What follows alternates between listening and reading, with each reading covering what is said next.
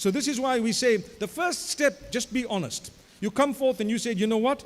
Unfortunately or fortunately, whatever it is, I'm not interested here. I'm involved somewhere else. I'm interested in a third party. My parents are forcing it on me. And now we have a bigger problem where the guy says, yeah, I know that they're forcing you, but I don't care.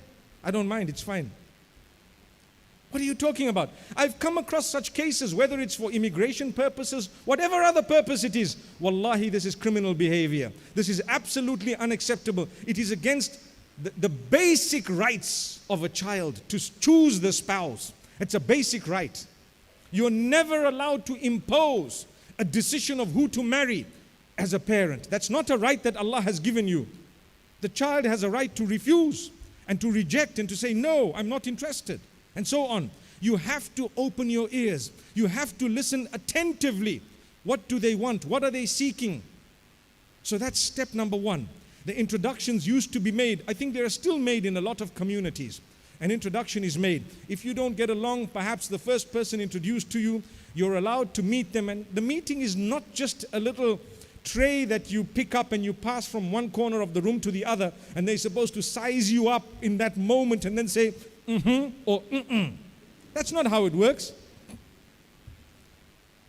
You have every right to talk, to communicate, to interact, to see, to look. And they have a right as well. You need to talk, communicate, interact, see and look. And you need to know that until you're not satisfied, don't nod your head. Don't.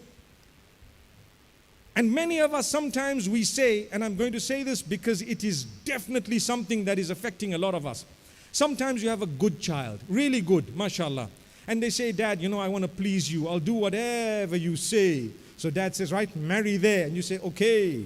You need to know the Almighty, the Prophet ﷺ as well has said, have you looked at her? So the companion says, no, I didn't. He says, go and look at her. Go and see her. Make sure that you look at her. Because there is something in the eye, which means you might pick up something that you don't like and you can say no. Because you are going to punish someone else's child by not having communicated correctly with them and just nodded your head. And then when you marry, you say, oh no man, I regret. I shouldn't ever have done this. Subhanallah.